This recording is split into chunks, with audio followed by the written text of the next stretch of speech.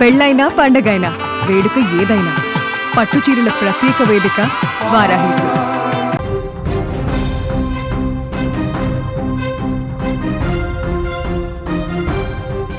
War breaking చూస్తున్నాం. Israel Iran మధ్య భీకర యుద్ధం జరుగుతుంది. ఇరు దేశాలు కూడా వైమానిక దాడులు చేసుకుంటున్నాయి. ఈ దాడులతో ఇరాన్ బెంబేలెత్తిపోతుంది. ఇరాన్ కాలిపోతున్న పరిస్థితి కనిపిస్తోంది. ఇరాన్లో ఇప్పటి వరకు 300 మందికి పైగా చనిపోయారంటే పరిస్థితి ఎంత దారుణమైనటువంటి స్థితిలో ఇరాన్లో పరిస్థితులు ఉన్నాయో మనకు కనిపిస్తుంది. ఇప్పటికే సైనిక అధికారి మహమ్మద్ బాఘేరీ మృతి చెందాడు. ఇరాన్లో పెద్ద చమురు డిపోలు ఏవైతే ఉన్నాయో, గ్యాస్ శుద్ధి కర్మాగారాలు ఏవైతే ఉన్నాయో క్షిపణులతో దాడి చేస్తోంది ఇజ్రాయెల్. ఇరాన్లో ఇప్పటి వరకు 300 మందికి పైగా మృతి చెందినట్టుగా సమాచారం వస్తుంది. ఇజ్రాయెల్ ఇరాన్ మధ్య భీకర యుద్ధానికి సంబంధించిన బ్రేకింగ్ న్యూస్ మనం చూస్తున్నాం.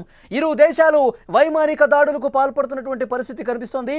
జూన్ 13న Israel defence Forces Mossad operation Rising Lion పేరుతో ఇరాన్లోని అణు సౌకర్యాలు, సైనిక స్థావరాలు, ఉన్నతాధికారుల నివాసాలపై దాడులు చేస్తోంది. ఇజ్రాయెల్ ఒక ప్లాన్ ప్రకారం, ఒక పద్ధతి ప్రకారం ఇరాన్ మీద దాడి చేసుకుంటూ పోతోంది. దేశానికి వెన్నెముక లాంటి స్థావరాల మీద దెబ్బ కొడుతోంది ఇజ్రాయెల్. ముఖ్యంగా చమురు డిపోలు, ఇరాన్లో చాలా కీలక పాత్ర పోషించేటటువంటి చమురు డిపోలు, శుద్ధి కర్మాగారాల మీద వరుసగా క్షిపణి దాడులు చేస్తోంది ఇజ్రాయెల్. ఇప్పటికే బుషెహర్ నగరానికి సమీపంలోని గ్యాస్ క్షేత్రం అబాడాన్లోని చమురు శుద్ధి కర్మాగారంపై కూడా దాడి జరిగింది. ఇరాన్లోని బుషెహర్లోని ఫజ్ర్ గ్యాస్ శుద్ధి కర్మాగారంపై ఇజ్రాయెల్ దాడి చేసింది. ప్రపంచంలోనే అతి పెద్ద సహజ వాయువు నిల్వల్లో ఒకటిగా దానికి పేరుంది. నటాంజ్, ఫోర్డో, ఇస్ఫహాన్ వంటి అణు సౌకర్యాలతో పాటు టెహరాన్, షిరాజ్, తాబ్రిజ్ వంటి నగరాల్లోని లక్ష్యాల మీద 200కు పైగా ఇజ్రాయెల్ యుద్ధ విమానాలు ఒక్కసారి మనం ఊహిస్తేనే పరిస్థితి ఎంత భయానకంగా ఉంటుందో అర్థమవుతుంది. 200కు పైగా ఇజ్రాయెల్ యుద్ధ విమానాలు 330కు పైగా మందుగుండు సామాగ్రిని ఉపయోగించాయంటే పరిస్థితి ఎంత దారుణంగా ఉండబోతుందో చాలా స్పష్టంగా కనిపిస్తుంది. విజువల్స్లో మనం చూస్తున్నాం. ఇజ్రాయెల్ నుంచి ఇరాన్ వైపు క్షిపణులు ఏ విధంగా దూసుకొస్తున్నాయో, బాంబుల వర్షం ఏ విధంగా కురుస్తుందో, అతిపెద్ద బాలిస్టిక్ క్షిపణులతో ఏ విధంగా దాడి జరుగుతుందో చాలా స్పష్టంగా విజువల్స్ చూస్తుంటే ఇరాన్ భయంతో వణికిపోతోంది. ఇరాన్ దద్దరిల్లిపోతోంది. ఇరాన్లో ఉన్న అణు స్థావరాలు కూడా భయం కంపితమవుతున్నటువంటి పరిస్థితి కనిపిస్తోంది. గత 48 గంటల్లో ఉన్నటువంటి పరిస్థితి ఒక్కసారి మీకు తెలియజేసే ప్రయత్నం చేస్తా. ఇజ్రాయెల్ గత 48 గంటల్లో చేసిన దాడుల్లో ఇరాన్లో 300 మందికి పైగా చనిపోయారంటే, ఒక్క రాత్రే 100 మంది శవాల దెబ్బగా కనిపిస్తుందంటే, అందులో 12 మంది కీలకమైనటువంటి వ్యక్తులు మృతి చెందారంటే చాలా దారుణమైన పరిస్థితులు అక్కడ కనిపిస్తున్నాయి. ఇరాన్ అటువైపు నుంచి కూడా ఇజ్రాయెల్ మీదకి ప్రతిదాడి చేస్తుంది, కానీ అంత స్థాయిలో కనిపించట్లేదు. ఇరాన్ చేసేటువంటి దాడిని ఇజ్రాయెల్ మరింత వేగంగా, మరింత బలంగా తిప్పికొడుతున్న పరిస్థితుంది. ఇజ్రాయెల్కి సంబంధించి ఏదైతే అక్కడ వైమానిక దాడులు ఒకవైపు ఇరాన్ నుంచి ఇజ్రాయెల్ వైపు వస్తున్నప్పుడు, ఇజ్రాయెల్కి సంబంధించి ఏవైతే ఐరన్ డోమ్ ఉందో అది కొంత ఇబ్బంది పడ్డ పరిస్థితుంది. ఐరన్ డోమ్ ఫెయిల్ అయినట్టుగా సమాచారం వస్తుంది.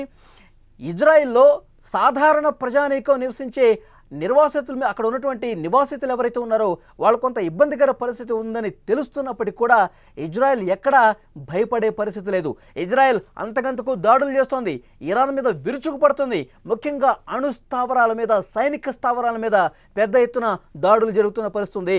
9 మంది అణు శాస్త్రవేత్తలు, ఉన్నత సైనిక అధికారులు మృతి చెందిన పరిస్థితి ఇప్పటికే ఉంది. ఇప్పుడు ఇరాన్లో ఎక్కడ చూసినా బాంబుల మోత వినిపిస్తుంది. ఆ బాంబుల దాడికి, ఆ బాలిస్టిక్ క్షిపణులటువంటి చేస్తున్నటువంటి దాడికి మొత్తం ఇరాన్ కకావికలం అయిపోతుంది. ఇరాన్ పూర్తిగా తగలబడిపోతుందా అన్న సిచ్యువేషన్ అయితే కనిపిస్తోంది.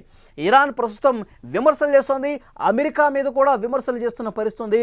ఇజ్రాయెల్కి అమెరికా పూర్తిగా సహకరిస్తుంది. ఇదే విధంగా ఇజ్రాయెల్కి సహకారం అందించి మీరు దాడికి పురిగొల్పితే కనుక అమెరికా మీద కూడా మేము దాడులు చేసే పరిస్థితి ఉంటుందని చెప్పి ఇరాన్ హెచ్చరించింది. దీనికి డొనాల్డ్ ట్రంప్ కూడా చాలా సున్నితంగా హెచ్చరికలు జారీ చేశాడు. మీరు మా మీద యుద్ధం చేస్తే, మా మీద దాడి చేయాలని చూస్తే భవిష్యత్తులో కూడా మీరు ఊహించని విధంగా దాడులు ఎదుర్కొంటారు. ఇరాన్ పూర్తిగా నష్టపోతుంది, జాగ్రత్త అని చెప్పి ట్రంప్ కూడా ఇరాన్ని హెచ్చరించినటువంటి పరిస్థితి ఉంది. ఎందుకంటే ఇజ్రాయెల్కు అమెరికా సహకరిస్తుందని చెప్పి ఇరాన్ ఆరోపిస్తున్న నేపథ్యంలో ట్రంప్ కూడా కొంత అసహనానికి గురయ్యాడు. ఆగ్రహం వ్యక్తం చేస్తూ పోస్ట్ పెట్టినటువంటి పరిస్థితి. ఇరాన్ మా మీద దాడి చేయాలని ఒకవేళ ప్రయత్నం చేస్తే వాళ్ళ భవిష్యత్తు పూర్తిగా అంధకారం అయిపోతుంది. ఈ దాడులు ఇంకెప్పుడు చూడరు అన్న విధంగా ట్రంప్ మాట్లాడంటే ఇరాన్ని ఏ విధంగా హెచ్చరించాడో కూడా చాలా స్పష్టంగా అర్థమవుతుంది. ప్రస్తుతం ఇజ్రాయెల్ ఇరాన్ మధ్య ఒక భీకర యుద్ధం నడుస్తోంది. ఇరు దేశాలు వైమానిక దాడులకు పాల్పడుతున్నటువంటి పరిస్థితి కనిపిస్తోంది. పెద్ద ఎత్తున దాడులు జరుగుతున్నాయి. ఇజ్రాయెల్ చేస్తున్న దాడులకి ఇరాన్ పూర్తిగా బెంబేలెత్తిపోతోంది. ఒక భయానిక వాతావరణం కనిపిస్తుంది. విజువల్స్లో మనం చూస్తున్నాం ఇజ్రాయెల్ నుంచి ఏ విధంగా క్షిపణి దాడులు జరుగుతున్నాయి, ఏ విధంగా బాంబుల వర్షం కురుస్తోంది. ఇజ్రాయెల్ నుంచి ఇరాన్ భూతలం మీదకి, ఇరాన్ సైనిక స్థావరాల మీదకి, ఇరాన్ అణు స్థావరాల మీదకి ఏ విధంగా క్షిపణులు దూసుకుపోతున్నాయో చాలా స్పష్టంగా మీరు స్క్రీన్ మీద చూస్తున్నారు. ఈ దాడులకి ఇరాన్లో ఒక్క రాత్రే 300 మందికి పైగా చనిపోయారంటే, ఒక్క రాత్రే ఒక భయానక వాతావరణం, భీతవాహ వాతావరణం కనిపిస్తుందంటే ఎవరు కూడా ఊహించలేనటువంటి పరిస్థితి కనిపిస్తుంది. అసలు ఇరాన్ ఇజ్రాయెల్ చాలా స్పష్టంగా ప్రకటనలు చేస్తూ ఉన్నాయి. ఇజ్రాయెల్ ఏముంటుంది, మేము ఇరాన్కి సంబంధించి ఏదైతే అణు స్థావరాలు ఉన్నాయో, అణు ఉత్పత్తి కేంద్రాలు ఉన్నాయో, క్షిపణి తయారు చేసే కేంద్రాలు ఉన్నాయో వాటి మీద మేము దాడి చేస్తున్నాము. ఎందుకంటే మా భవిష్యత్తు మాకు ముఖ్యం, మాకు ఇబ్బందికర పరిస్థితి ఏర్పడుతుందని చెప్పి మాకు సమాచారం ఉంది కాబట్టి మేము ఈ విధంగా ఇంత తీవ్రంగా దాడి చేసే పరిస్థితి. ఇరాన్ దగ్గర అణు కేంద్రాలు పూర్తిగా ధ్వంసం అయ్యే వరకు మేము నిద్రపోమని చెప్పి పెద్ద ఎత్తున అక్కడ ఆరోపణలు చేస్తున్నటువంటి పరిస్థితి ఉంది ఇరాన్ మీద. ఇజ్రాయెల్ అధ్యక్షుడు నెతన్యాహు చాలా స్పష్టంగా చెప్తా ఉన్నారు, ఇరాన్కి ఇక చీకటి రోజులే ఉండబోతున్నాయి. ఇరాన్ ఈ విధంగా పెచ్చిరెళ్ళి ప్రయత్నాలు చేస్తే మా సత్తా ఏంటో చూపిస్తామంటూ ఇజ్రాయెల్ చెప్తున్నటువంటి పరిస్థితి. ఇప్పుడు ఈ రెండు దేశాల మధ్య శాంతి నెలకొల్పే విధంగా ప్రయత్నాలు ఎక్కడా కూడా సజావుగా జరిగిన పరిస్థితి లేదు. ఎందుకంటే ఎవరు వినిపించుకోని పరిస్థితి కనిపిస్తుంది. ఒకళ్ళు 2 బాంబులు వేస్తే మేము 5 బాంబులు వేస్తాం, ఒకళ్ళు 2 క్షిపణులు పంపిస్తే మేము 6 క్షిపణులు పంపిస్తాం. ఈ విధంగా ఒకళ్ళ మీద ఒకళ్ళు దాడులు చేసుకున్న పరిస్థితి. ఈ దాడుల వల్ల ఇరాన్ తీవ్రంగా నష్టపోయే పరిస్థితి. ఒకవైపు ట్రంప్ కావచ్చు, పుతిన్ కావచ్చు, ఇద్దరు ఫోన్లో మాట్లాడుకుంటున్నారు. ఈ యుద్ధాన్ని ఆపే ప్రయత్నం ఏదైనా చేయాలని చెప్పి ఆలోచన చేసినట్టుగా కనిపిస్తుంది. తిరిగి ఇరాన్ మళ్ళీ అమెరికానే టార్గెట్ చేసే పరిస్థితి ఉండేసరికి ఇది ఇప్పట్లో ఆగే పరిస్థితి కనిపించట్లేదు. ఇది రోజుల్లో తెగదు, కొన్ని నెలలు పట్టచ్చు అని చెప్పి సమాచారం వస్తోంది. ఇజ్రాయెల్ ఇరాన్ మధ్య భీకర యుద్ధం నడుస్తోంది. ఇరు దేశాలు వైమానిక దాడులకు పాల్పడుతున్నటువంటి పరిస్థితి మనం చూస్తున్నాం. Israel defence forces Mossad operation rising lion పేరుతో ఇరాన్లోని అణు సౌకర్యాలు, సైనిక స్థావరాలు, ఉన్నతాధికారులకు సంబంధించి పెద్ద ఎత్తున దాడులు చేస్తున్నటువంటి పరిస్థితి ఉంది. సైనిక స్థావరాలు, అణు సౌకర్యాల మీద పెద్ద ఎత్తున దాడులు చేసి ఒక భయానక వాతావరణం సృష్టిస్తున్నటువంటి పరిస్థితి చాలా స్పష్టంగా చూడొచ్చు. ఇరాన్, ఇజ్రాయెల్ రెండూ కూడా అసలు ఎక్కడా కూడా వెనక్కి తగ్గని పరిస్థితి కనిపిస్తోంది. అక్కడ సైనిక స్థావరాల మీద ధ్వంసం చేస్తుంటే, దాడులు చేస్తుంటే సామాన్య ప్రజానీకానికి నిద్ర కరువైనటువంటి పరిస్థితి. విజువల్స్లో చూడొచ్చు ఇరాన్లో పరిస్థితి ఎంత దారుణంగా ఉందో. పెద్ద పెద్ద మేడలు కూడా, భవంతులు కూడా కూలిపోయినటువంటి పరిస్థితి ఉంది. ఒకే రోజు ఒక నివాసిత ప్రాంతం మీద దాడి చేస్తే 60 మంది ఆన్ ది స్పాట్ చనిపోయారంటే ఎంత భయానక సిచ్యువేషన్ ఉందో చాలా స్పష్టంగా చూడొచ్చు. సామాన్య పౌరులు కూడా యుద్ధంలో సమిధులవుతున్నారు, సమాధులవుతున్నటువంటి పరిస్థితి ఉంది. ఇవి తలుచుకుంటుంటేనే అక్కడి స్థానిక ప్రజానీకం కన్నీళ్లు పెట్టుకున్న పరిస్థితి. ఇలాంటి యుద్ధ వాతావరణ పరిస్థితుల్లో అసలు మనుషులు అనేవాళ్ళు ఎలా జీవనం సాగిస్తారు? అసలు ఈ దేశాల్లో మనం ఎందుకు ఉండాలి?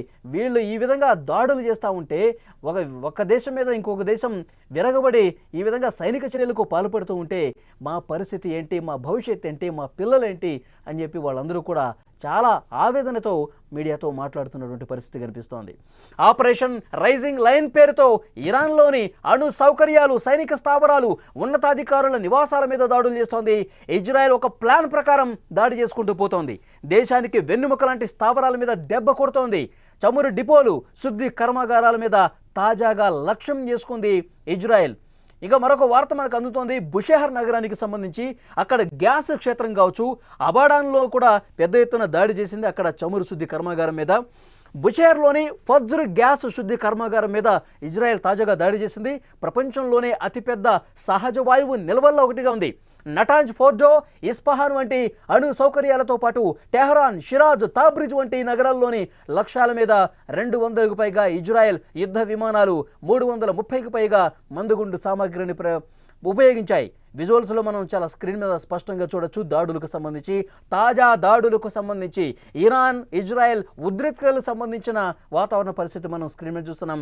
పెద్ద ఎత్తున ఇజ్రాయెల్ దాడులు చేస్తుంది, ఎక్కడా వెనక్కి తగ్గం, ఇరాన్ను భూస్థాపితం చేసే వరకు మేము నిద్రపోము అని చెప్పి పెద్ద ఎత్తున ప్రకటనలు వస్తున్నాయి.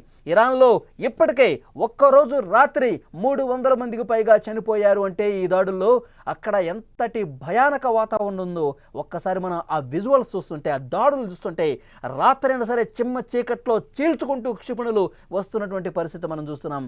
ఇప్పటికే వందలాదిగా ప్రాణాలు కోల్పోతూ ఉన్నారు, కానీ ఎవరు కూడా వెనక్కి తగ్గే పరిస్థితి మాత్రం కనిపించట్లేదు. ఆ విజువల్స్ చూస్తుంటే, ఆ దాడులకు సంబంధించిన దృశ్యాలు చూస్తుంటే అర్థమవుతోంది.